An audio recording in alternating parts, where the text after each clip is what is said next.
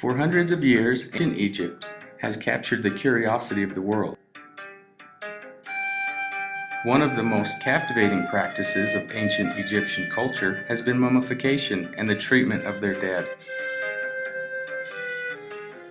Early ancient Egyptians would bury their dead in small pits in the desert sand, which would dry out and preserve the bodies.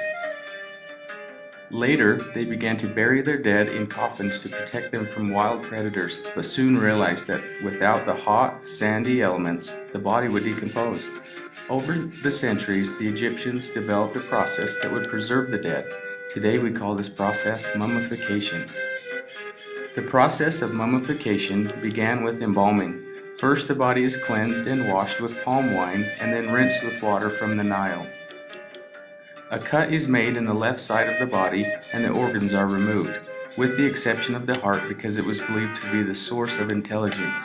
This is one of the first steps because the organs are the first to decompose. The organs are washed and packed in natron, which is a natural salt, to dry them out. The brain was seen as no importance and was removed by using a long hook to smash and pull it out through the nose. It was then discarded. The body was then covered and stuffed with natron in order to completely dry it out. After 40 days, the body is again washed with water from the Nile, and then the skin is rubbed with oil to help the skin stay elastic.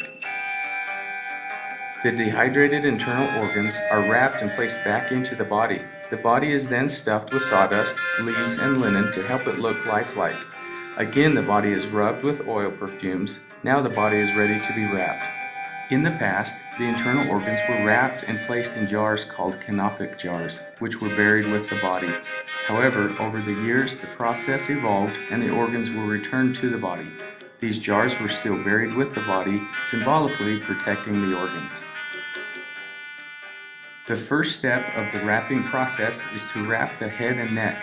The fingers and toes are then individually wrapped with strips of linen. The arms and legs are wrapped separately.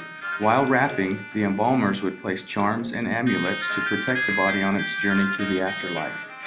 The arms and the legs of the mummies are tied together, and a papyrus scroll containing spells from the Book of the Dead is placed between its hands.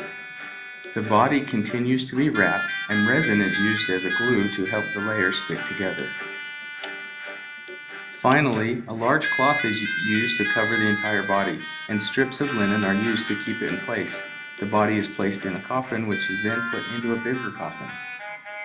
The body and its coffins are placed in a large sarcophagus, which is placed within the tomb. Valuable objects, such as treasure, furniture, and clothing, are arranged around the sarcophagus in the tomb. The mummy is now ready for the afterlife, where its heart will be judged according to its deeds in life. If found pure, they will dwell and live for all eternity in the field